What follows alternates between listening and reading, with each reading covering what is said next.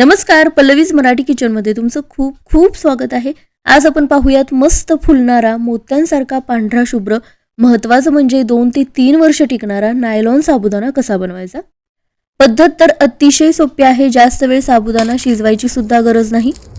इडलीच्या भांड्यामध्ये, चाळ्यामध्ये किंवा पीठ चाळायच्या चाळणीमध्ये सुद्धा हे शिजवून घेऊ शकता.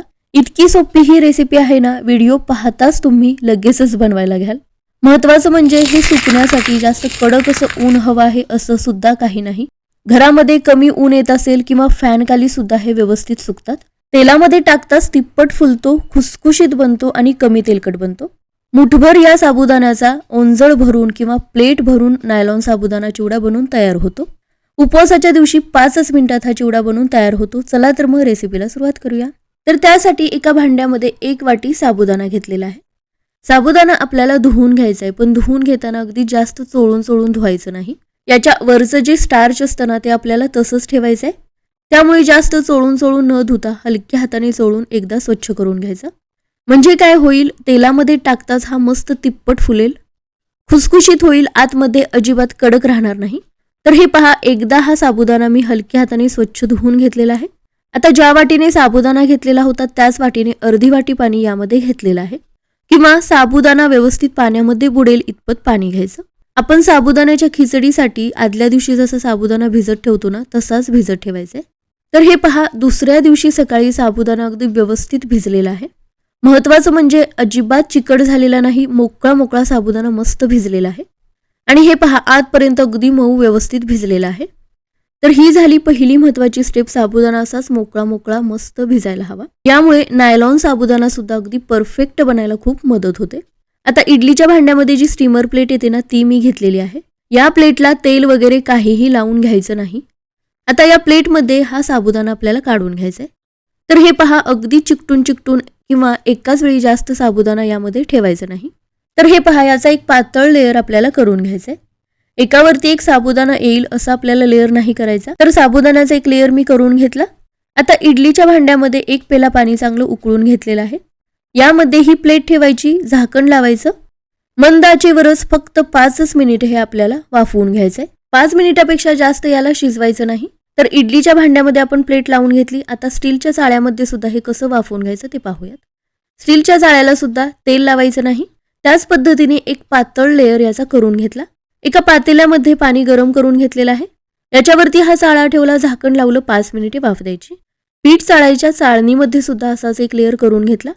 ही चाळण सुद्धा गरम पाणी करून घेतलेल्या पातेल्यावरती ठेवली, झाकण लावून घेतलं, 5 मिनिटे वाफ द्यायची. तर हे पहा, एकाच वेळी मी 3ही बर्नरवरती ही 3 भांडी ठेवलेली आहेत. आता काय करायचं, एका मोठ्या पसरट भांड्यामध्ये पाणी घ्यायचं. 5 मिनिटानंतर इडलीच्या भांड्याचं झाकण काढलेलं आहे. आता हा साबुदाणा शिजलेला आहे की नाही कसं समजायचं. साबुदाणा बघितल्यानंतरच समजतं, तो पारदर्शक दिसतो. दुसरी गोष्ट म्हणजे थोडासा चिकटपणा येतो. आता लगेचच ही प्लेट पाणी काढून घेतलेल्या भांड्यामध्ये काढून घेतली. या स्टेजला या साबुदाण्याची शिजण्याची प्रोसेस लगेचच थांबवायची आहे. त्यासाठी काय करायचं, लगेचच ही प्लेट या थंड पाण्यामध्ये काढून घ्यायची. थंड पाणी म्हणजे नॉर्मल टेम्परेचरचं जे पाणी आहे, यामध्ये बर्फ वगैरे काही टाकलेलं नाही. आणि लगेचच हा साबुदाणा प्लेटमधून चमच्याने किंवा उलथण्याच्या साह्याने काढून घ्यायचा. आता लगेचच हा साबुदाणा पाण्यामध्ये काढून घेतल्यामुळे काय होतं, अगदी मोकळा हा साबुदाणा होतो. शिजण्याची प्रोसेस लगेचच थांबते.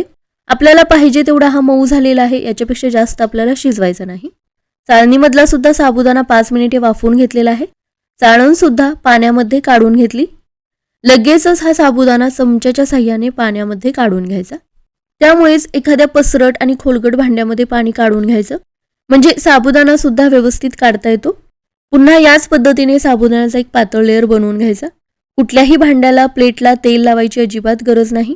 फक्त लक्षात ठेवा, या साबुदाण्याचा आपल्याला पातळच लेअर करून घ्यायचंय, म्हणजे एकमेकांना ते चिकटणार नाहीत. नायलॉन साबुदाणा सुद्धा मोकळा बनेल. आज मी फक्त 1च वाटी साबुदाण्याचा हा नायलॉन साबुदाणा बनवून दाखवलेला आहे.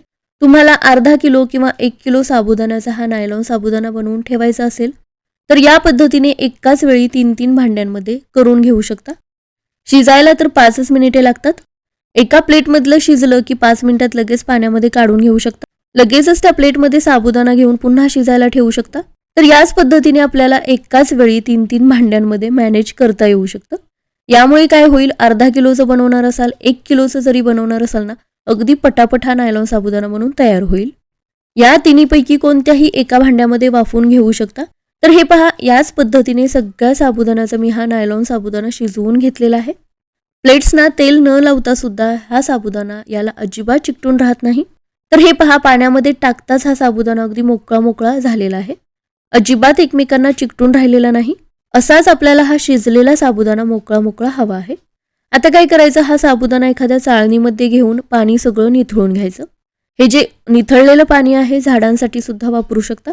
10 ते 15 मिनिटे हा साबुदाणा असाच ठेवून द्यायचा, म्हणजे यातलं सगळं पाणी निघून जातं आणि त्यामुळे जरी ऊन नसेल फॅन खाली सुद्धा हा साबुदाणा व्यवस्थित सुकला जातो. तर हे पहा, 10 मिनिटानंतर यातलं पाणी आता सगळं निघून गेलेलं आहे.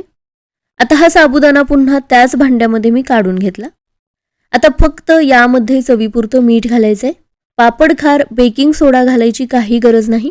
1 ते 1.5 चमचा यामध्ये मीठ घालायचं, चांगलं मिक्स करून घ्यायचं, म्हणजे मीठ सुद्धा सगळ्या साबुदाण्यामध्ये व्यवस्थित पसरलं जातं. तर हे पहा, एवढीच याची प्रोसेस आहे. साबुदाणा आपला आता सुकण्यासाठी तयार आहे. प्लास्टिकच्या पेपरवरती किंवा एखाद्या सुती कापडावरती हा पसरून आपल्याला टाकायचा आहे. अशा पद्धतीने सुकवताना सुद्धा अगदी लांब लांब व्यवस्थित पसरून घ्यायचा, म्हणजे काय होईल, 2 दिवसात व्यवस्थित सुकला सुद्धा जाईल, एकमेकांवरती चिकटणार नाही. त्यामुळे नायलॉन साबुदाणा सुद्धा मस्त मोकळा मोकळा बनेल. तर बनवल्यानंतर 1 दिवस मी याला फॅन खाली सुकवून घेतलेला आहे. त्यानंतर 2 ते 3 तास फक्त या रूममध्ये ऊन येतं, तेवढ्याच उन्हामध्ये 2 दिवस मी सुकवून घेतला. जर कडकडीत उन्हामध्ये दिवसभर सुकवणार असाल ना, एकाच दिवसात हा साबुदाणा चांगला सुकला जाईल. माझ्याकडे जास्त वेळ ऊन राहत नाही, त्यामुळे 2 दिवस मी याला चांगला उन्हामध्ये सुकवून घेतला. आता हा साबुदाणा आपल्याला आतपर्यंत व्यवस्थित वाळवून घ्यायचा आहे, म्हणजे 2 ते 3 वर्ष टिकतो सुद्धा. महत्त्वाचं म्हणजे तेलामध्ये टाकल्यानंतर आतपर्यंत तो व्यवस्थित फुलतो, आतमध्ये अजिबात कच्चा राहत नाही. आणि सगळ्यात महत्त्वाची गोष्ट म्हणजे तेलामध्ये टाकल्यानंतर अजिबात तो उडत नाही. तेल कडकडीत गरम करून घेतलेलं आहे. मूठभर हा साबुदाणा तेलामध्ये टाकला आणि हे पहा, साबुदाणा तिप्पट फुललेला आहे. कढई भरून नायलॉन साबुदाणा तयार झालेला आहे. मस्त मोत्यांसारखा पांढरा शुभ्र खुसखुशीत नायलॉन साबुदाणा बनलेला आहे. एकच मुठभर हा साबुदाणा मी तेलामध्ये सोडलेला होता. तुम्ही पाहू शकता, कढई भरून आपला नायलॉन साबुदाणा तयार झालेला आहे. फक्त 1 ते 2 वेळा हलवून याला तळून घ्यायचं, लगेचच काढून घ्यायचं. कडकडीत तेलामध्ये टाकल्यानंतरच तो आतपर्यंत व्यवस्थित तळला जातो. जास्त वेळ तळत बसायची सुद्धा काही गरज लागत नाही. अतिशय सोप्या पद्धतीने हा नायलॉन साबुदाणा बनवून तयार झालेला आहे. एखाद्या प्लेटमध्ये हा काढून घ्यायचा. जादाचं तेल निघून जाण्यासाठी एखाद्या चाळ्यामध्ये सुद्धा काढून घेऊ शकता. तुम्ही पाहिलंच असेल, तेलामध्ये टाकल्यानंतर सुद्धा एकही साबुदाणा उडला नाही किंवा तेल सुद्धा बाहेर जास्त उडलेलं नाही, म्हणजे आतपर्यंत तो व्यवस्थित सुकलेला आहे, त्यामध्ये अजिबात ओलसरपणा नाही. त्यामुळे साबुदाणा आपल्याला अगदी कडक होईपर्यंत व्यवस्थित वाळवून घ्यायचा आहे. विकतचा जो आपण नायलॉन साबुदाणा तळून घेतो ना, त्यामध्ये कधी कधी तळल्यानंतर सुद्धा तो मध्ये मध्ये तो कच्चा राहिल्यासारखा वाटतो, आतपर्यंत तो व्यवस्थित तळला जात नाही. त्यामुळे खाताना सुद्धा दातामध्ये अडकल्यासारखा होतो. या पद्धतीने जर हा नायलॉन साबुदाणा बनवला तर एकही साबुदाणा मध्ये कच्चा राहत नाही, दातामध्ये तर अजिबातच अडकत नाही. आणि हे पहा, पापडखार सोडा न वापरता सुद्धा किती खुसखुशीत बनलेला आहे. 2 मुठी फक्त हा साबुदाणा मी तेलामध्ये तळून घेतलेला आहे. प्लेट भरून हा नायलॉन साबुदाणा चिवडा बनवून तयार झालेला आहे. प्रत्येक साबुदाणा एकसारख्या आकाराचा फुललेला आहे. हे पहा, इथे मी एक वाळवून घेतलेला साबुदाणा दाखवत आहे आणि हा आपण तळून घेतलेला साबुदाणा, याचा आकार तुम्ही पाहू शकता. तिप्पट तर फुललेलाच आहे, मस्त पांढरा शुभ्र गोल घरघरीत बनलेला आहे.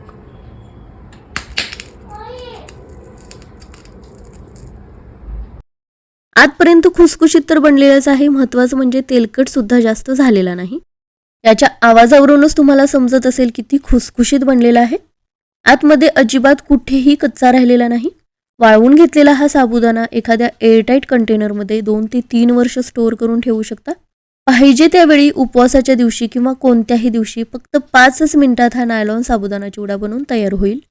आता यापासून उपवासाचा चिवडा कसा बनवायचा ते सुद्धा पाहूयात. तर त्यासाठी एक कच्चा बटाटा पाण्यामध्ये खिसून घेतलेला होता. बटाट्यातलं पाणी व्यवस्थित पिळून घेतलं आणि कडकडीत केलेल्या तेलामध्ये तळून घेतला. कुरकुरीत होईपर्यंत हा बटाट्याचा खिस तळून घ्यायचा. आता महाशिवरात्रीचा उपवास सुद्धा आहे, तर त्या अगोदरच हा नायलॉन साबुदाणा बनवून ठेवा, म्हणजे गडबडीच्या वेळी फक्त 5 मिनिटात हा नायलॉन साबुदाणा चिवडा बनवून तयार होईल. तर हे पहा, बटाट्याचा खिस कुरकुरीत होईपर्यंत तळून घेतलेला आहे, प्लेटमध्ये काढून घेतला. थोडेसे शेंगदाणे सुद्धा लालसर होईपर्यंत तळून घ्यायचे. तळून झाल्यानंतर शेंगदाणे सुद्धा प्लेटमध्ये काढून घेतले. 4 ते 5 हिरव्या मिरच्या सुद्धा कुरकुरीत होईपर्यंत तळून घ्यायच्या. मिरच्या सुद्धा प्लेटमध्ये काढून घेतल्या. आता तळून घेतलेला नायलॉन साबुदाणा एका मोठ्या भांड्यामध्ये काढून घेतला. यामध्येच या तळून घेतलेल्या सगळ्या गोष्टी ॲड केल्या.